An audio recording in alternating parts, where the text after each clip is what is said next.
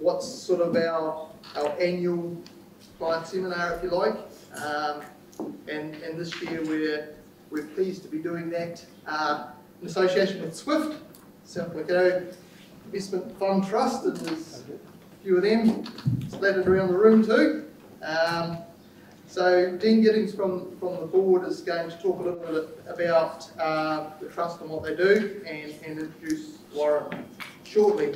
All right, thank you folks, and welcome to the seminar, and really pleased to be here on behalf of the South Waikato Investment Fund Trust, and the SWIFT Trust is very proud to support this activity.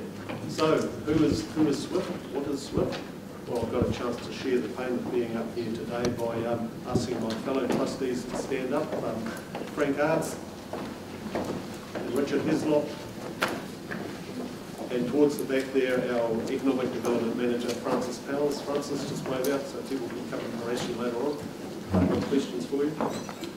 So, SWIFT, most of you are probably aware of the background of SWIFT, the fact that it was set up some 4 or 5 years ago by Council for the key purpose of fostering economic growth in the district.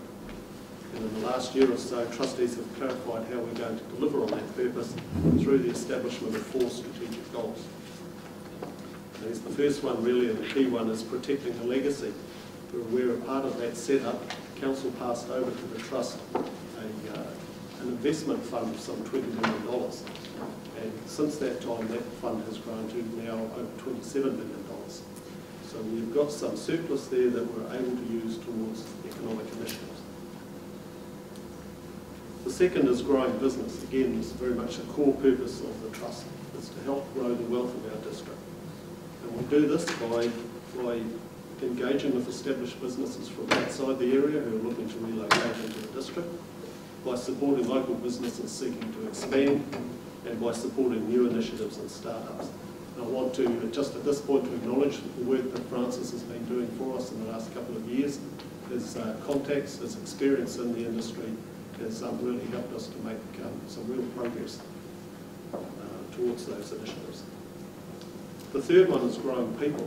It's very difficult to bring business into the district if you don't have employable staff. And it's also very difficult to grow business if you don't have business skills. So there are 2 areas that we're working in. One is provision of business skills through the fire station programs, the Accelerate and Incubate programs that have been running for 2 years now, and a number of new startups and existing businesses have taken advantage of those programs to expand their business skills, and they also have the support of mentoring as well. The second area is really providing employee skills, and the one area that we are focusing on at the moment is that transition period from secondary going into either further training or employment. It's a key area for working on having young people with both the soft and technical skills to be good employees. The fourth, final, is making connections. It's actually about linking people together, linking businesses from outside, linking businesses within the community to work together, to collaborate on developing business. And this seminar today is a very good example of how we can collaborate together and share information. The information I think you'll get from this symposium today is going to help you to make informed business decisions about your business. Which leads me finally to introducing Warren. Warren Parker, you probably all through the post have seen his biography, his resume, so I'm not going to repeat it here, but in a nutshell, Warren has a lifetime of experience in land management and development, both from a forestry and a farming perspective. I think it's that information, that skill and experience that will be invaluable to you today. Climate, environment and legislation might constrain future land use, but the changes also provide new opportunities. I think what you'll get from this seminar today will help you make good informed decisions. Well, thanks very much, and it's great to see you. Great to see Francis, who I worked with on the Grow Rotorua board, and I can commend him to you in terms of his enthusiasm, his energy, his creativity. So you've got a good one there in terms of supporting a district, and it's great to see investment. I was reflecting on Ian Elliott and the contribution that he made, and I want to acknowledge him formally today. And you know, he was a pioneer and a very inspirational person and contributed a lot. So you know, we remember him fondly. It's great to talk to you today about a little bit about the world that's unfolding before us and how we can take opportunity from it. And what I want to do is to take a global perspective and look at change in the context of global change, and then translate that to what it might mean for, particularly for farmers and land managers, and highlight the opportunity for the forest industry. And it was good to chat here to a sawmill, a wood processor, because the future for them looks different, in my view, to where it is today. So I'll talk a little bit more about that. And particularly this district in the South Waikato has tremendous natural advantages that favour a transition in a period of climate change. So with that background, some of the drivers, you'll be familiar with this. These are the things that are shaping our future.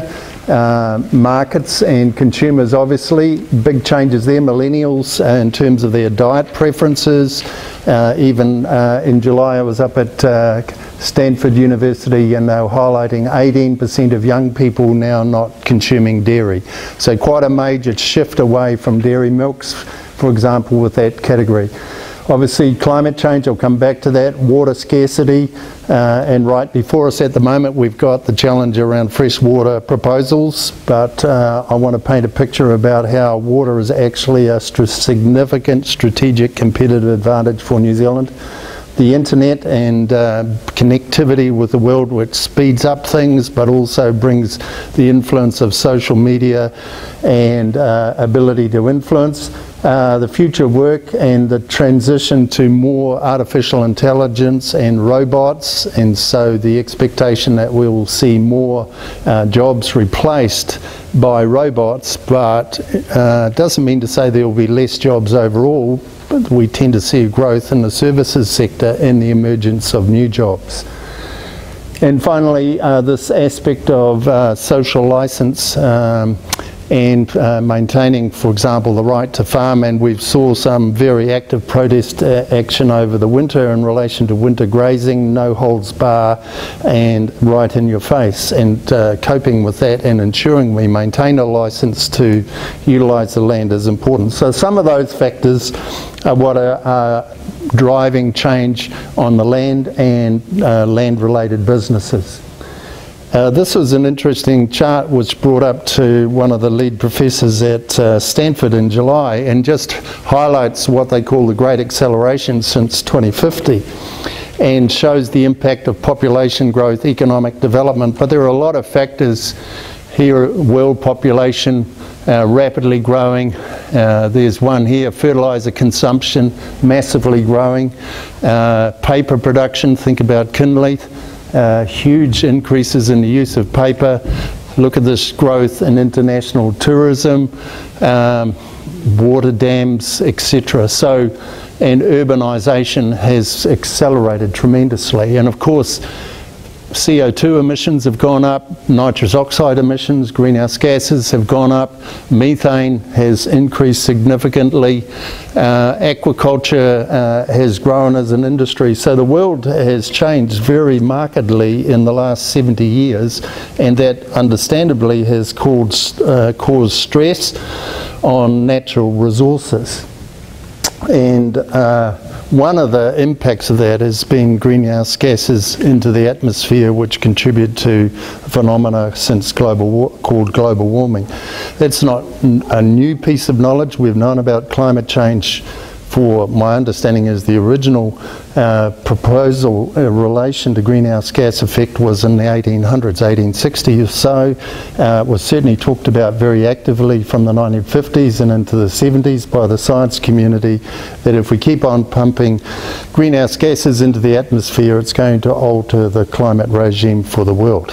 and there are some critical thresholds, particularly getting above 400 parts per million, which we have, and then heading towards 450.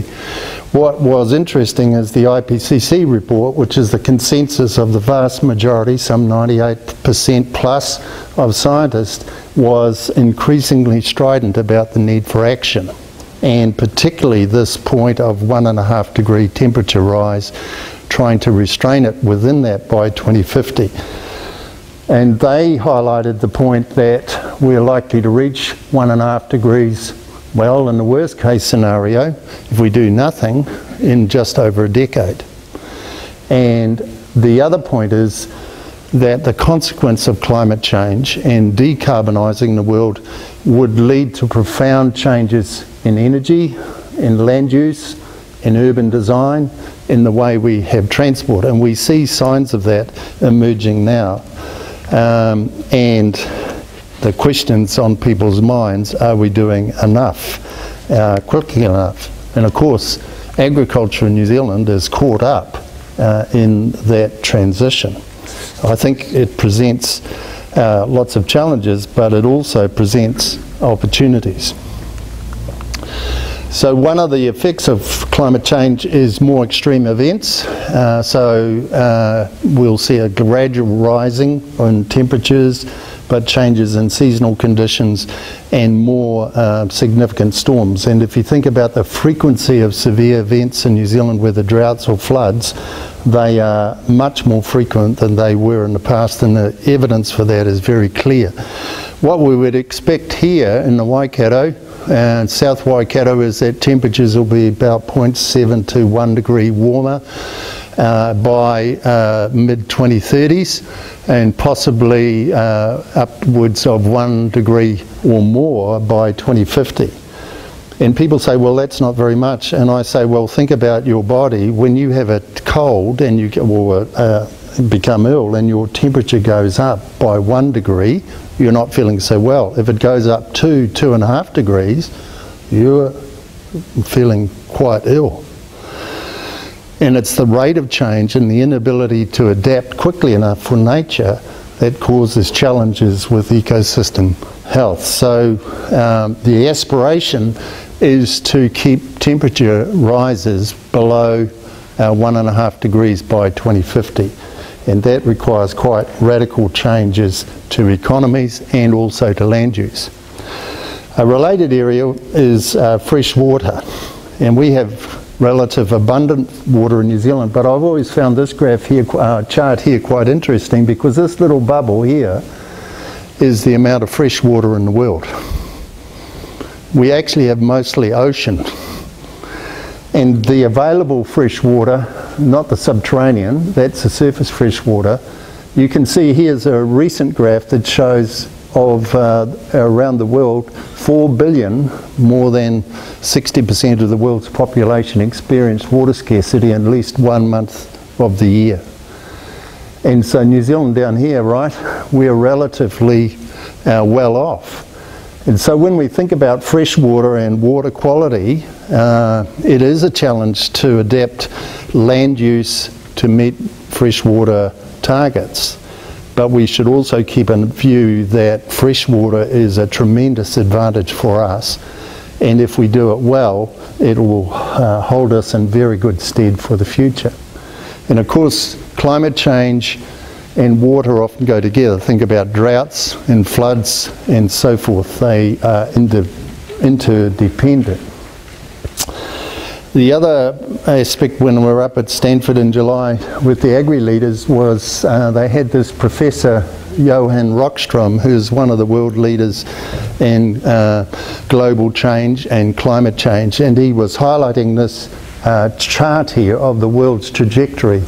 So we're now in an Anthropocene age, which is human-induced, and this is the trajectory we're currently going on of warming and reaching a planetary threshold where it will just get too hot for many of the ecosystems to continue to function, and we end up with a hothouse Earth. And what we're trying to do is to pivot through changes in our economies, in the way we use land and water and resources, to a more stabilised Earth. These timeframes here, as per the IPCC report, maybe between 10 and 40 years are critical points. So one of the things that that's led to is this thinking about planetary boundaries. How do we live within our limits?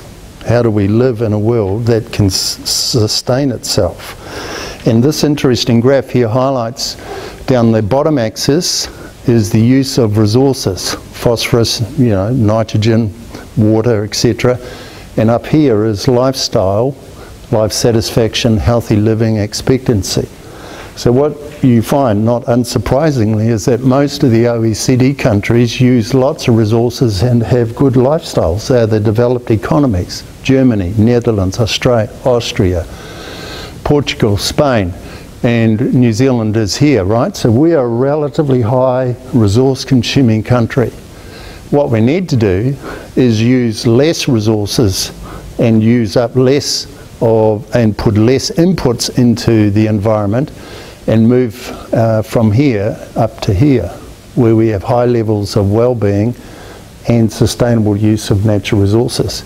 Really interesting, the only country that's actually in that quadrant or close to it is Vietnam. And probably they're migrating this way quite quickly. So over the next period of 20 years, public policy will try to migrate, or seek to migrate people towards better well-being, better natural capital, and more cohesive communities and society. And one of the areas that is attracting a lot of attention is agriculture, because agriculture uses up a lot of land and water. So it occupies nearly 40% of land, produces 30% of greenhouse gases, and yes, you're right, we need to eat, and it's inevitable that production will generate impacts on natural environments. Uses, this is the figure that's of interest, 70% of fresh water. So land conversion, you see that in Brazil and elsewhere for food production, is the largest driver of biodiversity loss, and people were dismayed this year to see the Amazon forest being burnt to convert to livestock cattle ranching, which of course has major impacts, not only removing the forest and losing the biodiversity, you're putting a greenhouse gas emitting intensive agriculture system in its place. And the other point is that foods sourced from animals, and particularly those that are fed within feedlots, have got relatively high footprints. Pastoral systems are more akin to nature but still have some challenges, and I'll come back to that. So not surprisingly, people have said, well, actually there's an opportunity to create food and produce food in a different way with a smaller footprint. And we'll produce this food in market, make it consistent, have flavour and taste. The Impossible Burger developer said, I want the eating experience of synthetic hamburger to be the same as a natural beef burger, and even you can 3D print your meals. So there are pizzas that have been 3D printed, future of food. So it's well worthwhile going in and looking at the video showing Wendy's new bean burger, plant-based, the Impossible Burger. Anybody here eaten one of those? I had one in San Francisco a month or two ago, and it tasted, like most people said, really nice. Why did Air New Zealand put it on the plane? Because they have more vegans and vegetarians on their flight, and they wanted to give them a meat type option alternate. Very clever marketing. What's interesting about these is the technology, and likewise for milk, and just at the moment I think about 18 to 20% of all milk is from non-bovine or non-dairy sources, so coconut, soya obviously big, etc. And these people are very proactive with their marketing. So here's a couple of ads. One, do you really need to eat meat to get protein? Well, you could eat a lot of broccoli, right? You say, well, the eating experience is not quite the same, but plants have all the proteins you need. And notice this, with none of the violence. And over here it says, replacing the world's most destructive industry. Why do you have to kill an animal to eat a meal? What does it have to go to a slaughterhouse? So my point of highlighting these is that they are very sort of in your face, no holds barred, active campaigning against the products that come from our production systems, and we've got to be aware of it and be able to counter it. The other aspect that's occurring is vertical agriculture, which is in the urban context. So when we're in San Francisco, we went to Plant Plenty, where they can grow, rather than say 2 crops a year on a piece of land, 18 to 20 rotations of lettuces and spinach and so forth in controlled conditions, 24-hour lighting, controlled nutrients, no disease, no chemical sprays. So that is produced to a consistent quality, fresh, in market and able to be delivered. The costs are still reasonably high, but with all of these technologies, they all have signs that they can be scaled and the costs are coming down.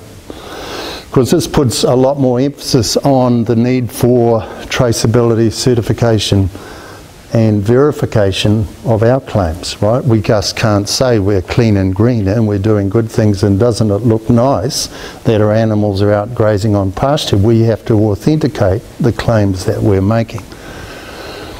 And just to emphasize, if you look down here, you'll know some of these individuals. Bill Gates, for example, Jeff Branson and so forth are putting a lot of money in this. In fact, this year, the estimate is about $10 billion are going into plant-based and alternate synthetic protein products. But you'll also see up here these companies, Cargill, big agribusiness firm, Nestle, Danone, Campbell's, Crafts are all positioning in relation to these new foods. And Fonterra has got engaged in that as well, and I think that's actually good. To invest in a company gives you insights and gives you intelligence about what's happening that you wouldn't necessarily see in the public arena. So a lot of investment, the costs of technology are coming down, the quality of the product's improving. It is a genuine challenge to pastoral livestock systems, but there are things that alternate plant proteins and synthetic plants proteins can't do. And that's part of the future, that agriculture needs to emphasise the things that cannot be recreated artificially. Think about fatty acids that are in meat products, for example, the omegas that are very good for people's health, and similarly in dairy. So part of the future is to make sure we understand the product attributes that contribute to people's well-being and health that cannot be mimicked by others. So the other point is that the Productivity Commission was asked several years ago to say, well, how does New Zealand meet its climate change challenge?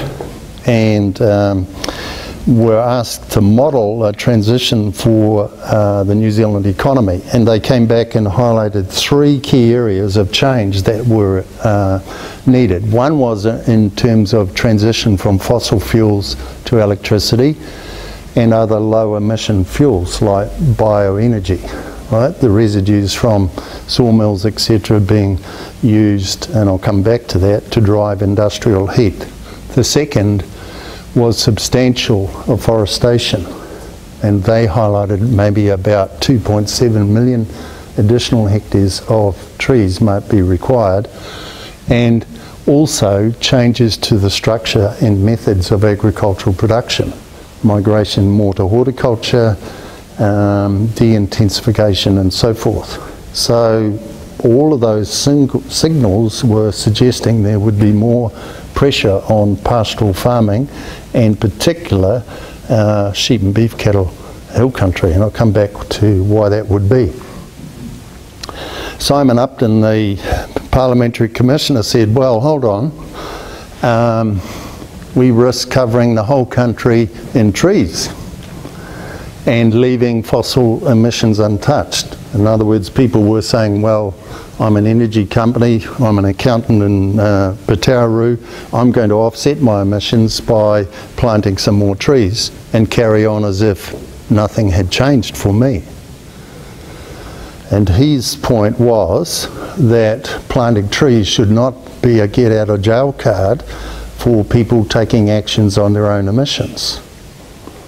So whether you're a transport firm or a building constructor or a concrete maker, you need to find ways to reduce your emissions and contribute to New Zealand's net emissions going down.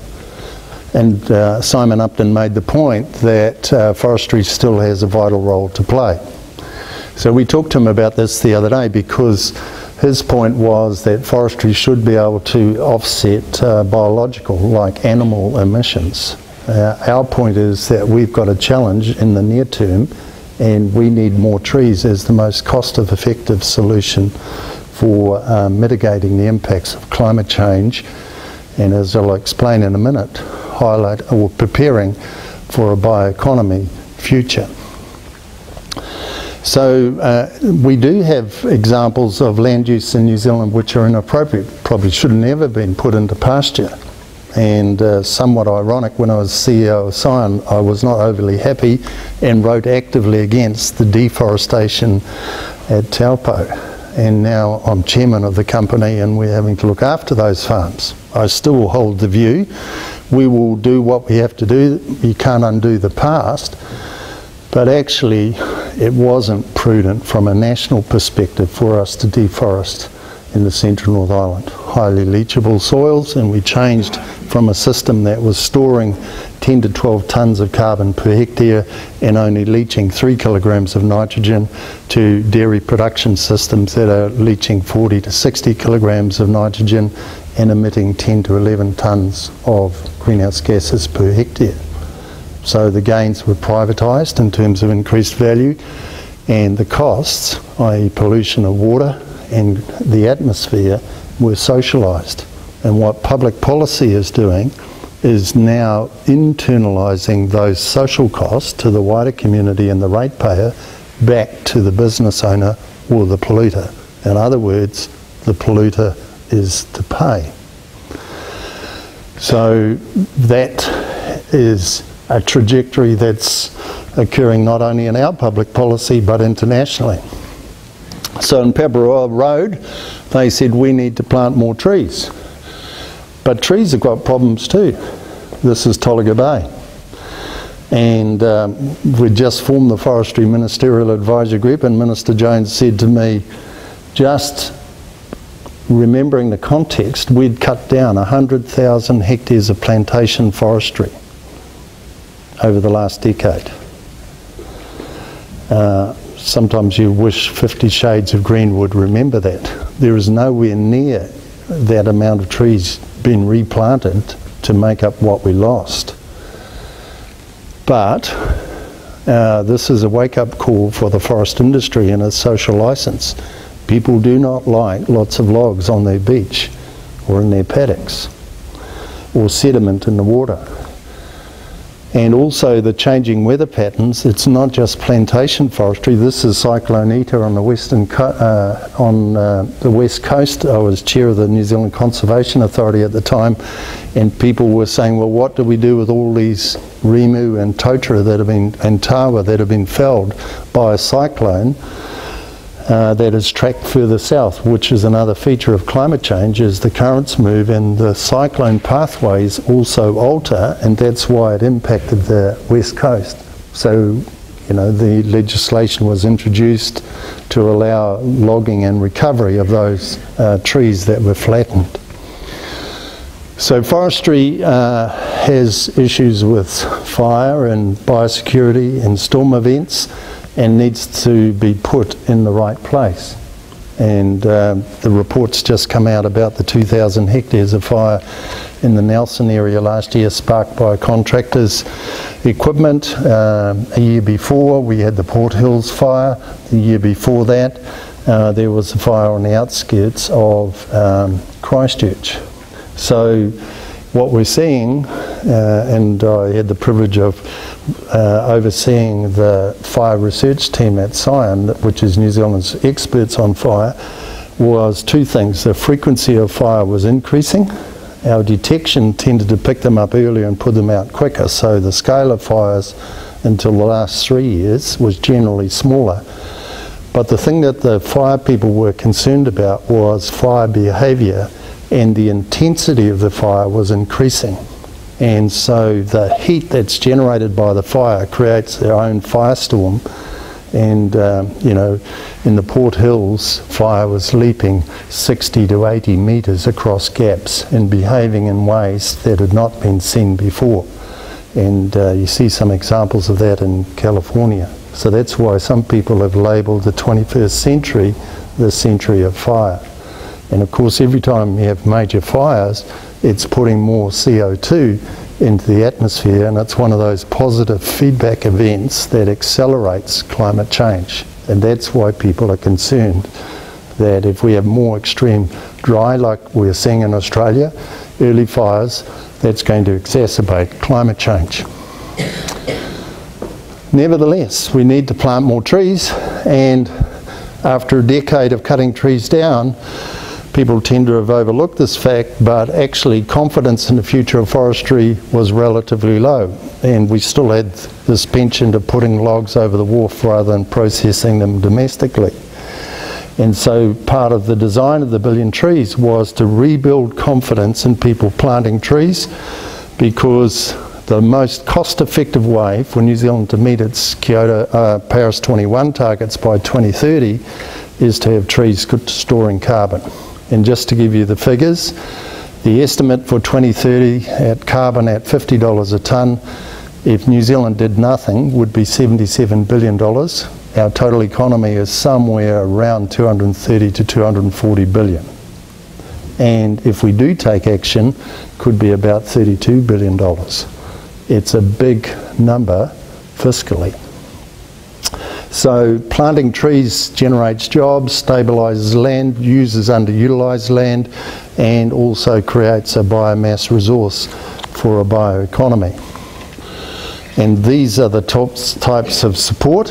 What's interesting, and which people tend to keep not acknowledging, is that most of the money, 60% of the money, is to support native trees. In fact, the uptake for exotic species such as radiata is relatively slow. The figures to date suggest that 60%, just on 60% that I saw at the end of September, have gone into natives. And the level of support for natives in terms of $4,000 a hectare, and if it's got ecological restoration, requires fencing, more than $6,000 can be granted to the landowner. And you enter the ETS with that native trees on day one. If you plant exotics, you pay back the grant. It's not a handout to the forest industry. So most people are saying, well, at current carbon prices and using averaging, I don't need a grant to plant my radiata. However, if you're short of cash and need working capital, the grant's a mechanism to help you get trees planted. So that's the point. Native trees come into the ETS from day one, and even though they store about 1/4 to 1/6 of the carbon of a radiata, they keep on storing for a long period of time. And we've learned from the 1990s that we shouldn't just plant a monoculture forest over everything. We should put the right species in the right place. So there are lots of places, riparian margins, steep faces, difficult to harvest area, high cost areas, that would be best in natives. And not only protecting or restoring biodiversity, storing carbon and stabilising land. One thing that people need to build a better understanding of is the ETS and what qualifies. And I won't go through these, but in your pack you'll see the definition. And there are lots of flexibility on farm to fence up gullies, make sure your riparian margins are sufficiently wide to qualify for the ETS and have that land earning an income for you, whereas previously it may have been just set aside for aesthetic purposes. And this opportunity to exploit ecosystem services as you build natural capital as a landowner is a real and growing opportunity. There's some examples in the pack that illustrate what might qualify. One of the drivers of forestry is carbon price, and of course the whole design of the emissions trading scheme is to use a higher carbon price to change people's behaviour. And of course the paradox of that is when fuel prices went up, the government wasn't that happy, but actually what we want people to do is to drive more fuel efficient cars or to drive e-cars. And the way to do that is the Productivity Commission is to significantly increase the carbon price, like $70 plus. And at the moment, our carbon price is capped at $25, and it's been there for about the last 3 or 4 years.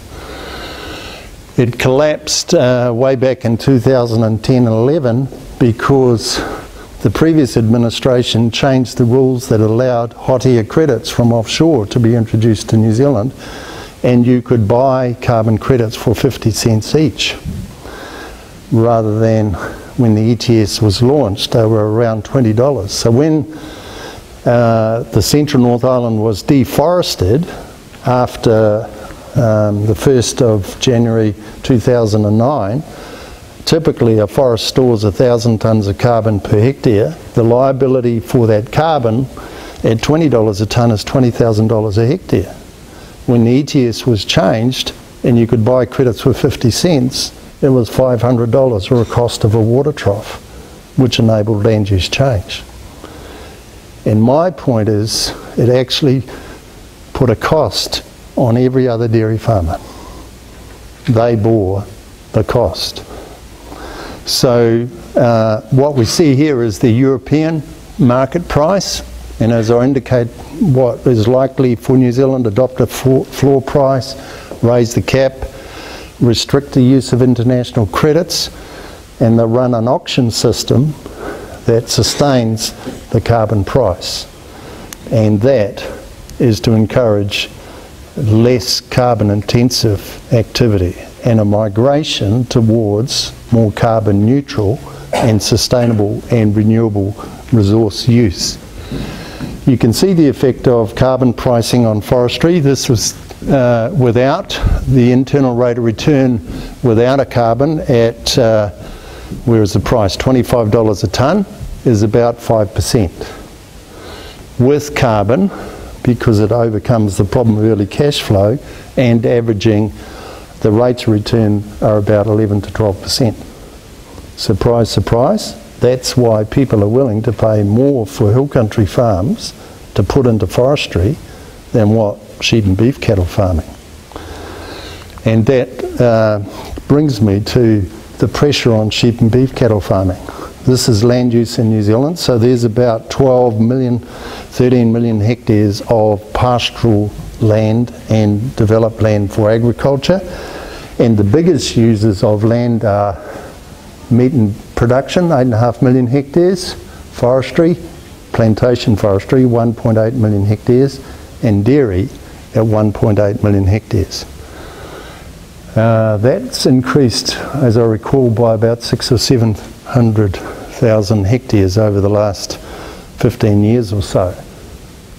Horticulture, relatively small, PiP fruit, apples, so forth, just 10,000 hectares. Kiwi fruit, which we hear a lot of, somewhere here, just 13,000 hectares. So not a major, the big change is going to occur around pastoral production systems, either from dairy into horticulture or sheep and beef cattle into forestry. And here's some figures that were done by Peter Clarke, who was the CEO of PF Olsen, presented at the Institute of Forestry conference just in August. Here's the return on investment for a forest owner, average 6.5%, the large forest owners, It's why pension funds like to invest in forest. Long-term, stable returns. This is the average for sheep and beef cattle farmers. Why is that? Well, capital gains were important and free operating cash flow was less important. I think we'll see that change. Same in dairy. Employment, based on work done by Fairweather down here, showed that more people were employed in forestry, but they don't live on the farms, like what's happened in the central North Island where we've changed land use. The houses are built on the dairy farms. They don't live so much in Taupo. So where people live is important.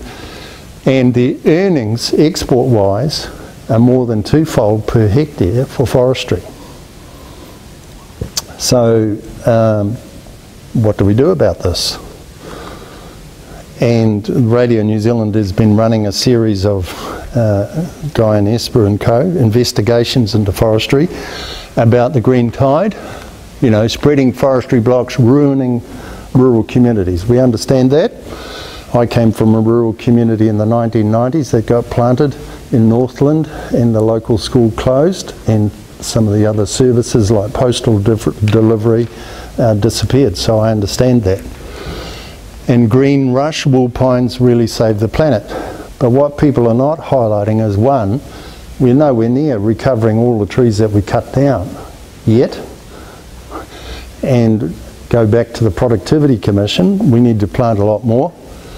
Forestry earns more, so for many farmers, planting, and that includes for Pāmu, we're going to have another 6,000 hectares put into trees because below $250 EBIT per hectare, it's more profitable to plant trees.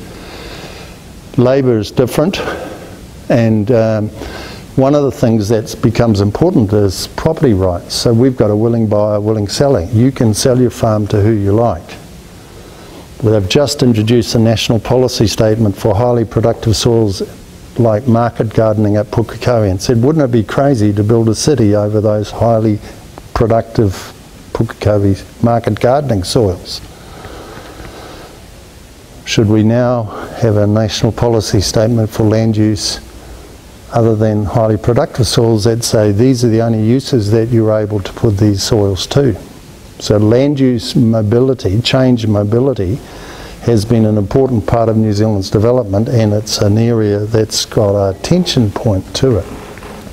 I think we need a bit more flexibility so you can split off land classes that are best suited to forestry and keep land that's best suited to livestock production or horticulture production rather than just blanket planting. In other words, build a mosaic in the landscape and make best land use.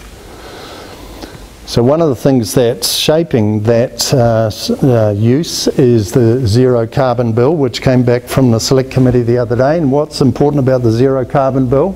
Well, it still has, it introduced split gas approach, which includes livestock methane, and says we've got to reduce methane by 10% by 2030.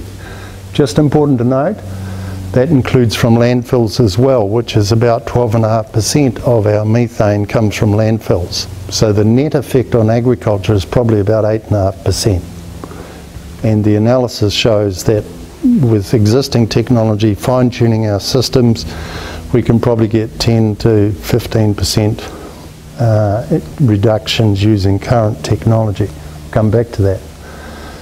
The second part is a steeper reduction, but that's subject to the other part of the bill, which establishes a Climate Change Commission. And that Climate Change Commission is responsible for setting the greenhouse gas budgets for New Zealand and recommending to the government what the target should be. Professor Rod Carr, who was the Vice Chancellor at Massey University, a very able person, has just been appointed to chair the commission. The other piece of legislation which was just announced last week is that farmers won't come into the ETS as per the Action on Agricultural Emissions recommendation, but they will work with the government to develop an on-farm emissions trading arrangement which will come into play from 2025. And if farmers don't do enough, They will be brought into the ETS. I think a good thing, move from a processor to a farm level, so farmers that do the right thing will get rewarded. It will explore all those little blocks of bush that are storing carbon that are not counted. That was a recommendation of the interim committee.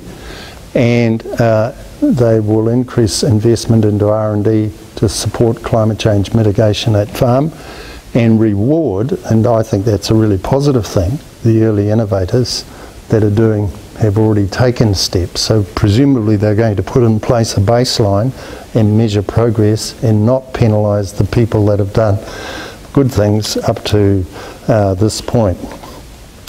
So that seems to have been well received.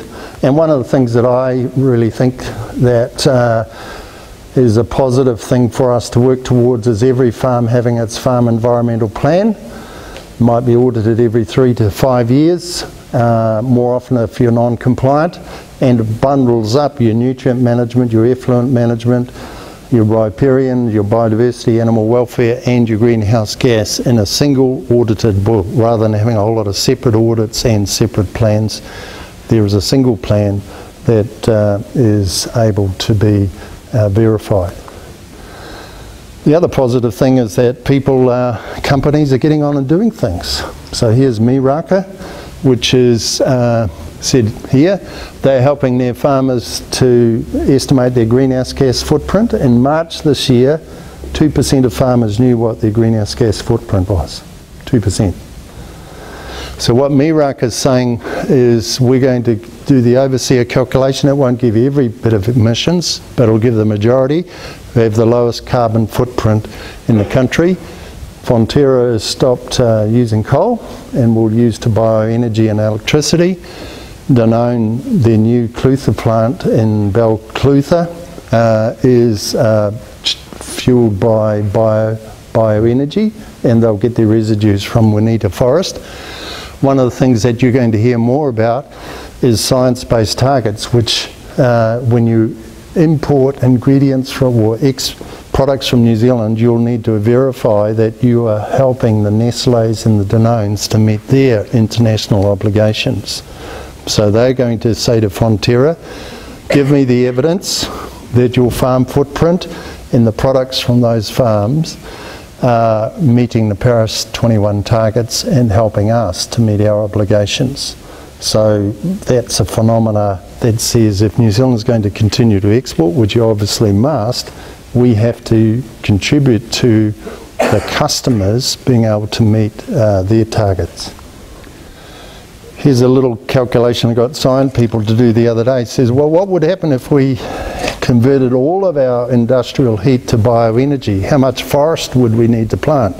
And of course it depends. If it was low quality Southland lignite, we would need a lot more area planted. If it's Huntly's coal, better quality, then we would, in perpetuity, for every 1,000 tonnes of energy equivalent, would take about 97 hectares of forest. And for New Zealand to fuel on a long-term basis all of our coal and lignite, it would take a forest of 266,000 hectares, which actually is not that much when you think pastoral land is about 12.5 million.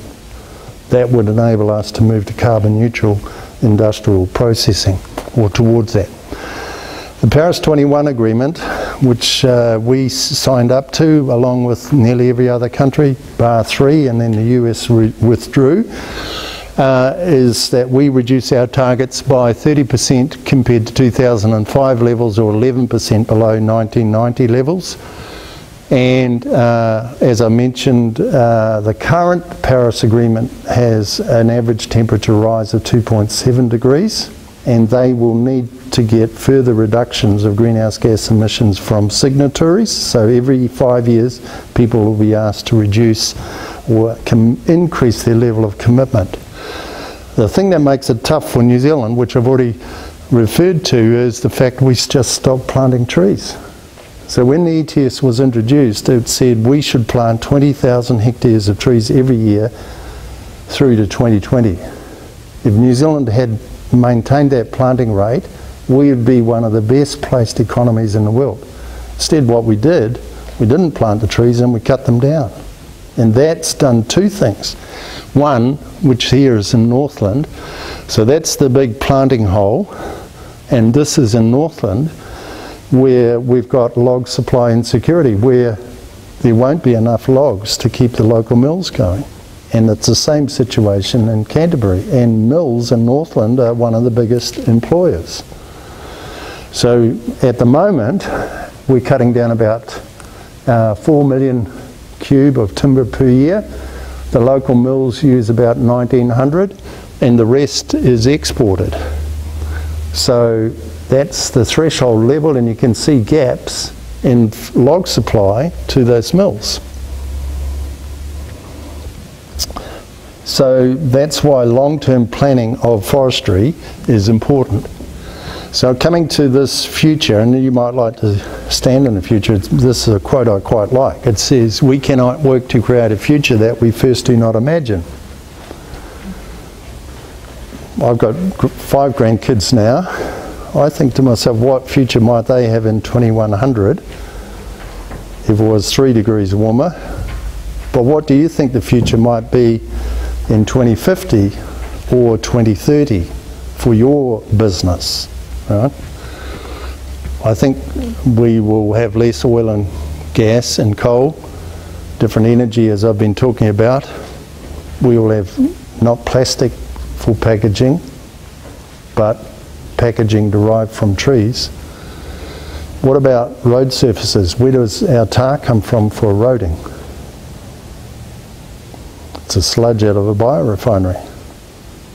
When I was at Sion, they were doing work on how do you use trees to make road surfacing. And the interesting thing, Fulton Hogan, because we import most of our tar, there's very little that comes out of Marsden Point, could foresee that the quality of tar coming into New Zealand, because of competition from countries such as India and China are eroding like crazy, needed to generate a better quality tar. And could we use wood residues to make road surfacing? And the answer is yes, we can, and the performance of those road surfaces can be enhanced.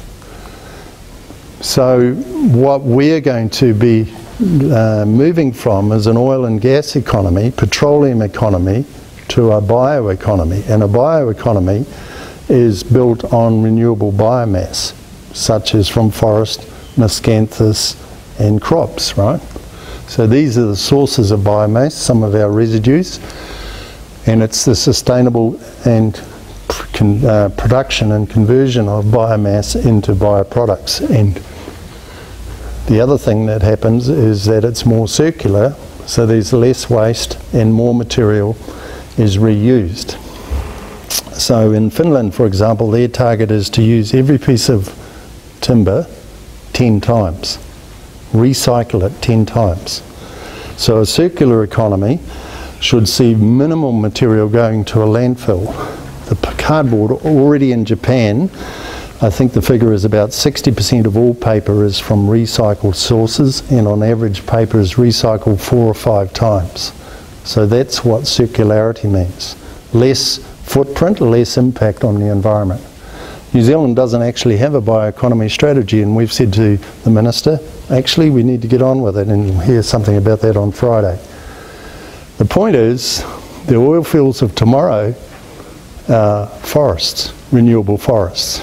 And here's some shots of kiwi fruit packaging that's bio-based, biodegradable, made from radiata pine. Here's car parts that we were making for European manufacturers because it had lower carbon footprint than steel and was lighter and therefore drove fuel efficiency. So migration to forest, and that could be like Putaruru and Northland, will help New Zealand lower its emissions and meet a zero emissions 2050 target. One of the things, of course, then is landowners get the opportunity to be paid for being good stewards of land and be paid for ecosystem services. Storing carbon is one of the things that nature does, provides us a service, and you get paid for storing carbon. People also get paid for protecting water, paid for biodiversity and so forth. So the evolution of ecosystem service markets to reward landowners for helping restore and protect nature is going to be a feature of the future. And that means farm balance sheets are going to change. And already those that are on dairy farms that have got a known low nutrient allocation are finding it difficult to sell. People are unbundling the assets of the farm and saying, well, your water right is worth X, your nutrient allocation is worth Y, and the balance, the land is only worth X. So stewardship of natural capital will help to protect asset values for landowners in the future. So here we come to the end about what does it mean, because all of us are impacted by this. And here's some practical tips. Einstein had this great quote, and you would have heard it. He said, insanity is doing the same thing over and over again and expecting different results. The future will be different, and if we keep on doing what we've done in the past, we're not going to succeed. Doesn't mean to say everything we've done in the past stops. There's lots of good things that'll keep on, but there are some practices that will need to change. And I've highlighted some of the trends globally, which we have no control over, which are going to influence and shape our economy. So it's better to be on the front foot and think about how we respond. So that's this point. Don't spend time beating on a wall hoping to transform it into a door. You know, even if you disagree with climate change, if you sit on the board of directors of a company, your fiduciary responsibility is to manage risk. And the number of lawsuits against boards of directors for failing to act on climate change is growing exponentially. You cannot ignore it. So even if you grit your teeth, you have to accept that change is coming and adapt. And Edmund Hillary said, well, it's not the mountain that I've got to conquer, but my own mindset. If you say, I can't adapt my farm to a different future, you probably can't. That's why Henry Ford was said, you know, I'll take the T off can't and I'll make it can make a mass production car and I'll call it a Model T. So think about your mindset, and this is where I sometimes, you know, feel a bit disappointed with agri leaders that keep on saying, we're the best in the world, we've done everything right, we don't need to change, we've been picked on. Well, you go and sit in the boardroom of an airline company and ask how you're going to meet your climate change targets. You go and sit in the board of Mainfreight or at the Port of Tauranga. They're all grappling with how do they change their company to succeed in the future. The second is to get different perspectives. Maybe I've shared some things here today that cause you to think differently, but we are shaped by the people that we interact with, and if people keep talking to you in a particular way, you won't succeed, your farm is doomed, we're not able to change. That's probably what you'll keep on thinking. And here's an illustration, a very attractive vase with some ladies on it. Is there? Or are there some dolphins there? How many dolphins can you see? 1, 2, 3, 4, 5. I think there are 11. There's a real lesson in this, is that you can see the world one side. It's like the Texan had said, gee, I'm in poverty, and somebody bought the land off him for virtually nothing, and the next week dug a hole and got oil. So what do you see? What shaped your perspective? And going outside your circle, talking to others, reading different material, even if it's challenging for you, can be really helpful. The other is, you know, you manage what you measure. That's a principle of management in business. And as I mentioned, only 2% of farmers knew what their carbon footprint is. Probably a lot of firms here, a trucking firm or your sawmill, do you know what your carbon footprint is? It's not surprising in a way because calculators haven't been that easy. Here's the Lincoln Farm calculator that can give you a quick estimate. You can get the overseer estimate, or there is one coming from Enviromark which certifies, you know, Sky City, Auckland City, Port of Tauranga, Main Freight and so forth.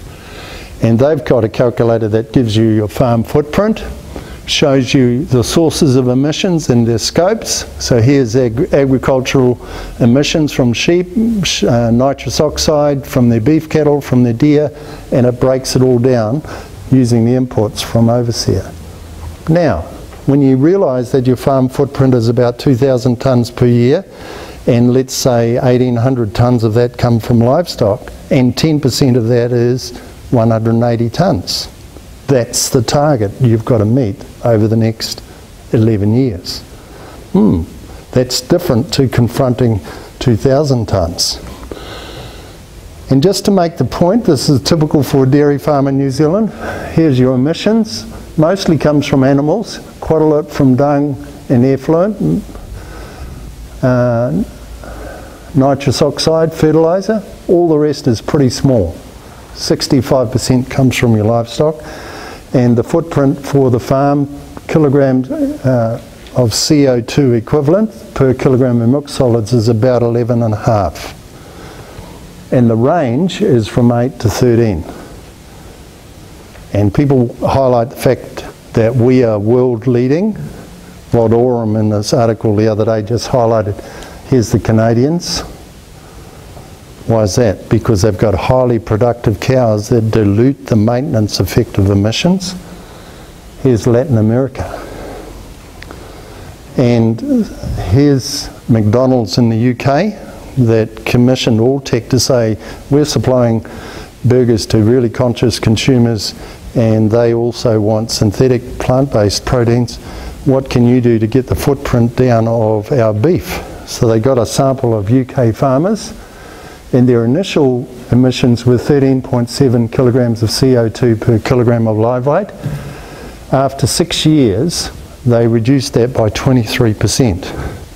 Essentially, they New Zealandised their systems. They bought less feed in, and this is the key point. Climate-friendly agriculture is efficient agriculture. It's got high productivity. So if you want to reduce your emissions, you drive up farm efficiency. Won't necessarily be sufficient, you probably have some land use change as well. My point here is, you know, we've got to be careful of talking ourselves into a sense of false success. Other countries can do things really well. And there was a slide that I was going to introduce. In California, the legislation that comes into effect in 2024 is for dairy farms to reduce their footprint by 40%. By 2030. 40%. We're not the only country confronting agricultural emissions reduction or state. So one of the things is, gee, that seems impossible, it's overwhelming. There's so much to do. Well, here's the point, you don't have to do it all and in one day. All tomorrow, and this is an illustration I had for the Rotorua Lakes. Here's the 5-year period, so they've got to meet the target by 2032, and you break it down and you say, well, in period 1 I'm going to do this amount, period 2 this amount, and you look at a range of things that you can do, which are most cost effective. Do the easy things first, and maybe at the end there is going to be new methane reducing technology that becomes available to you. But there are things that you can do in the meantime, including, say, planting some trees and riparians, establishing wetlands, and I think importantly for many businesses, using current time to get your balance sheet into better shape and reduce debt. Is it some like 70% of all dairy farm debt is interest only? Because capital gains was going to dilute away and you maximise tax benefits, you've got to build more resilience into your balance sheet and focus more on free operating cash flow. Here's some new technologies that are coming. low methane sheep, we can start breeding them now. Cattle, a methane vaccine, probably 5 to 10 years away. Methane inhibitors. So technology is coming, and you should do the easy things now, and new technologies will help in the future. You should think about your capital investment. Are there things that you can invest in now that are going to reduce farm emissions and also contributed to nutrient reduction losses? You know, here's an illustration in Outback Australia, I think it is, with solar power driving pumps. That's why at Palmu, just last 2 slides, you know, there's a combination of making sure we do today's business as well as what we can, and I've put a lot more emphasis as incoming chair on basically doing the basics well and doing it credibly. But we also are looking about, well, how do we create a system in the future that's got a smaller footprint and is best suited to this land and is highly profitable? And things like spring sheep and deer are part of that thinking. And the consequence of that is our range of new products, which the aspiration is to earn more per unit and more profit per unit of output. So here's the summary. Whether we like it or not, the world's changing. And it's changing rapidly. And we don't have control over most of that change. Not even a government. Second, whether we like it or not, livestock systems need to reduce their footprint. And it's not just to contribute to mitigation, meeting targets, it's actually to adapt to meet the competitive threat of alternate proteins and synthetics. And it has to focus on the value to compete. What is it about natural beef and milk that the synthetics and the plant-based can't do? We're in a very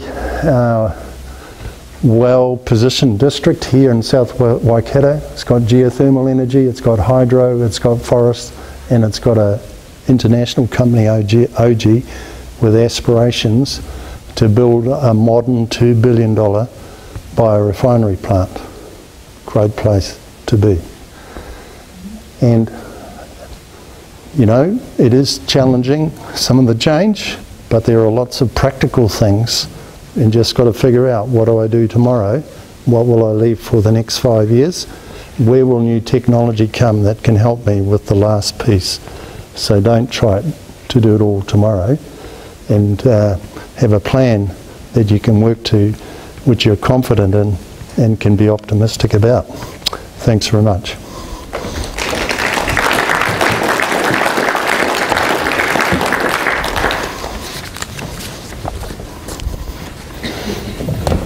Any questions? Mr. Clarke, part 3. Is there a future for hemp in trying to achieve those outcomes? Well, I think 2 things about hemp. One is obviously as a fibre source, so it could be in a blended type composite, and the second is the oils have got a range of applications, and I can't quote them all off to you, but yeah, people are looking at those in terms of a potential crop for a bioeconomy future. People tell me that it's very difficult to harvest. You've got to have specialist equipment.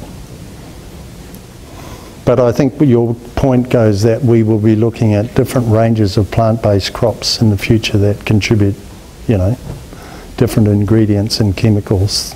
And if I may, what is the efficiency of changing to electricity?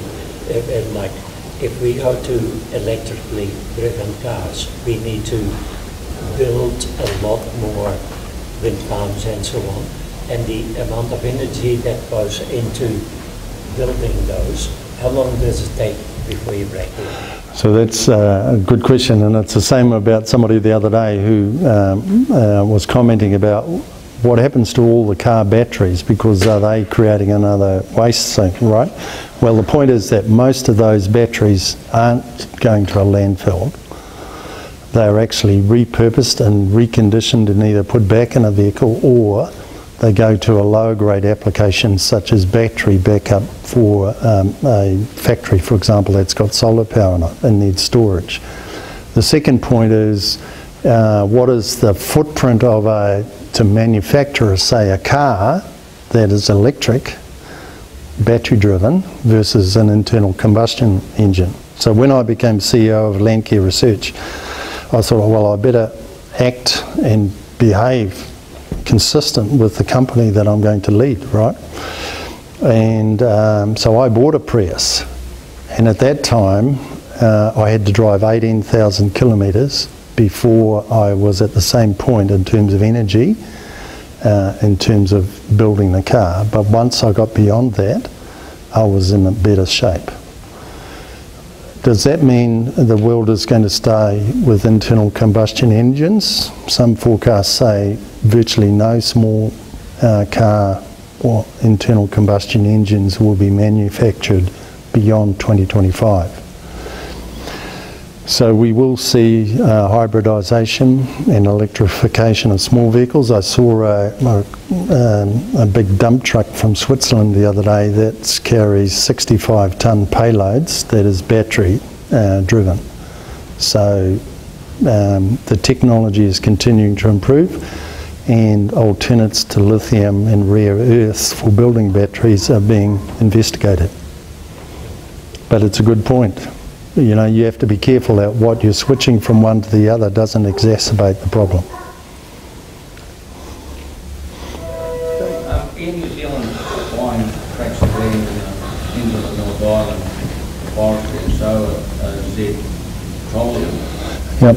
What sort of areas do they have to buy just one of those terms to actually have equal credit? Well, my understanding is, I think Air New Zealand, if I recall, has got about 3 million to 3.5 million tonnes of emissions, right? So they've got a multi-pronged strategy. One is to buy more fuel-efficient planes. So the new Boeing aircraft, my understanding, are about 20% more efficient. The other is to get their suppliers and all the rest of the supply chain to decarbonise. And the third is for them to plant trees. And so the Dryland Carbon Initiative, which brings together Z Energy and Air New Zealand and others, is designing to buy up land. I can't answer specifically, but if you think that a typical radiata forest stores 12 to 15 tonnes per year, a native forest might store, 5 to 7, you're going to need a lot of land area to offset 3.5 million tonnes. So, as I say, if you sit in the boardroom of an airline company, you've got some big thinking to do. And it also, from a political perspective, what is the future of tourism for New Zealand? When we were on the Conservation Authority, we really said, gee, at present, tourism industry has got one indicator: maximum number of people coming to New Zealand, volume over value, just the way we often think. And we said, Fiordland is overcrowded, Tongariro Crossing is overcrowded, we've got peak capacity on tracks, we have to focus on tourism, which is value. So no doubt Francis will be thinking about that for South Waikato.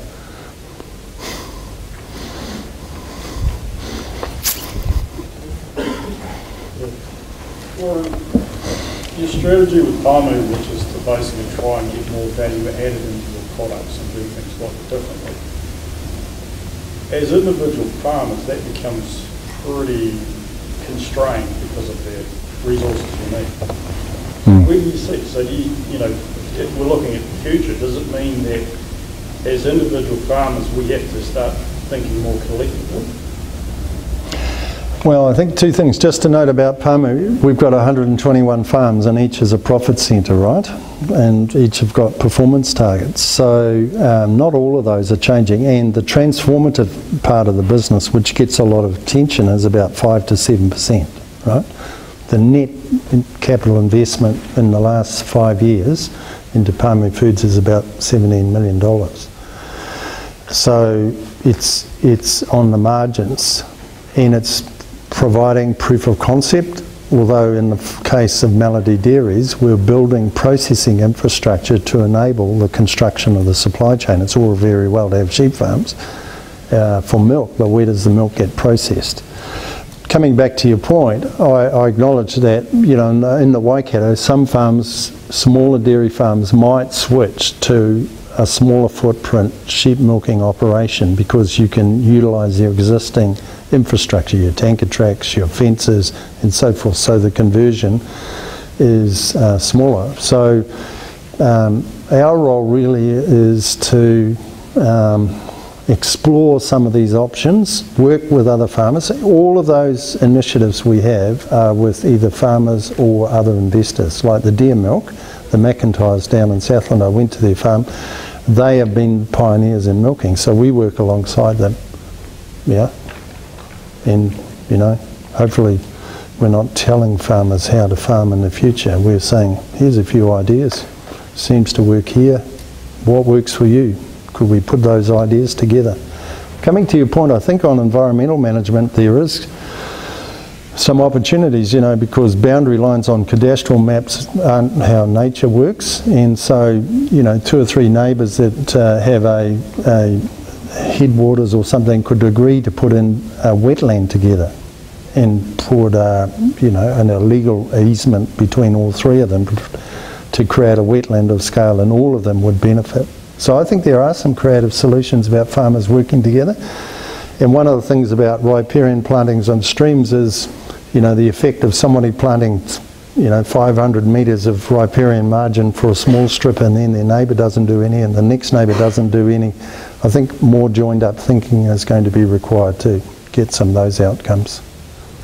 But farmers, I think, are up for it if they see the benefits.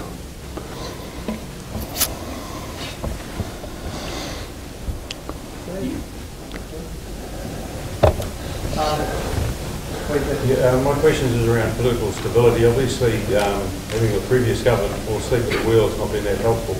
But downstream farmers downstream of the Upper Waikato catchment, and with forestry clearing picking up 500 to 600 tonnes of nitrogen a year, so existing farmers down catchment have to deal with that, as well as climate change and existing nutrients on their farms. So they've inherited this bit of a mess, to say the least. And then the whole water allocation thing, so, you know, we're going to need pretty good political stability. So how are we going to gain that in this country so we can farm on a level playing field? And the other example of that is the horticultural land in the north end of the Waikato catchment is, you know, leaching about 3 times dairy, but nobody mentioned the leaching of that land. Yeah. And so, you know, it's a bit of a political football, and we've got to find some stable ground so we can farm fairly. Yeah, so I think, you know, if you talk to James Shaw, part of that is to try to get a political consensus on, say, climate change. And one of those is like setting up the Climate Commission, right? Which in a way vests power, but not complete power, like in the UK, to the Commission. And my view is that that's not going to get unwound. So, and the second point, I think that's why working with farmers and getting farmers' agreement and setting targets jointly brings stability, right? Because you've got the key stakeholders engaged in the process. The other is that, you know, coalition politics does tend to level things out. You know, we've had a relatively, if you look over the last 30-year period, quite long periods of stable government and periods of policy change. What I find a little, you know, what I would like to see is agri-leaders being more strategic. You know, when you look back over the last 15 years, and your point, the South Waikato farmers ended up picking up the impact of changes further upstream. Where were the farming leaders who were saying, other than a couple, this is not actually good, it's imposting and affecting our business for the future? Coming to your point around horticulture, I think the focus will go on those. Every land use, vegetable production is very nervous. And how do you design a nutrient allocation for vegetable growers? Because we need fresh vegetables, but they've got a high footprint. And so the notion would be that the allocation is not allocated to the land, but to the enterprise. And they can move that nutrient allocation around different land to get the outcome. And, you know, there's a lot of tension around grandparenting versus, say, a natural capital approach. I think the ruling out of the Rotorua Lakes Council Environment Court hearing, which landed on the side of sector averages, i.e. some form of grandparenting, particularly where you've got a mix of land uses and farming systems, may be the best outcome. But you know, that's the point that Einstein was saying. You know, when you make a problem, the same thinking that led to the problem that we have isn't going to get out of it. So, you know, one of the things that New Zealand farmers are very innovative, and if you work alongside with them and get the research community working closely with them, same in the forest industry, we will crack some of those problems.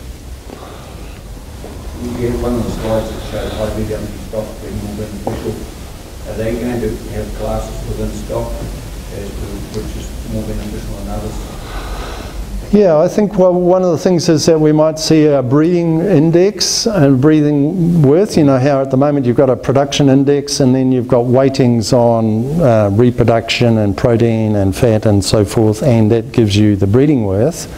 You know, at Pamu we've got a company called Focus Genetics, which is the biggest dry stock, you know, sheep, deer and perhaps not beef, but they're pretty big in terms of breeding.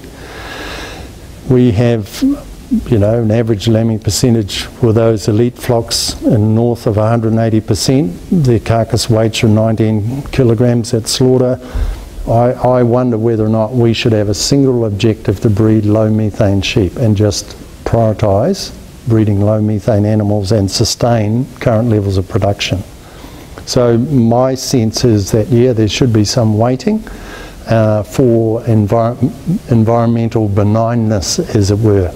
That might include, you know, CRV and breed have got the low-end cows, right? So is it possible that we could generate low methane animals? Absolutely. It'll take some time, it'll take some concentrated effort. It would be better, maybe I'm going to get controversial here, if we could use some of the new breeding technologies like gene editing, which is not GMO, it's not introducing foreign genetic material and it's not blasting chemicals at it or irradiating it, it's just editing the genome to find genes that control methane emissions or protein fraction types of protein production. We, as biological based landowners and users, should have every tool available to us to help us operate within a tighter environmental footprint. Right, I think I'll take one more question, and then we'll finish. If there's one more question. Oh. Yeah. What happens if the old trusty old Pinus radiata happens to get equivalent to the African swine flu? Yeah, well, that is a serious question, and you know, that's when I became CEO of Cyanol, I went to the large forest owners and he said, Warren, he said, here are 4 things that are really important to me. Keep my forest green. In other words, biosecurity. Make my forest more productive, increase the mean annual increment, reduce variability between and within trees, and reduce supply chain costs. And don't bother talking to me about anything else. And we did in the end talk about other things like forestry, social licence and land use. But the point was that the foreign investors placed #1 priority on biosecurity. So forest surveillance and breeding trees that are resilient to disease. You know, Dothostroma, there's coming into T-Row, there's that forestria that you come by every time. I got used to looking at sheep and thinking, gee, they need to be drenched or looked after, and then I got used to looking at trees and thinking they need a bit of boron and they need a bit of copper, and yeah, but biosecurity is important. And genetic technologies are even more important for trees. One, we should be able to breed trees that are sterile, don't produce pollen, and the 14 to 15 or 16% of energy that's used for reproductive purposes should go into growth. Right? So gene editing to create trees that are more fit for purpose with better production attributes, more uniformity, would be a good thing. should that happen, what happens to our parasicol? Basically goes out the back door, we're dead to death. Well, that's partly why forestry is not the long-term panacea. It's a combination. Yeah.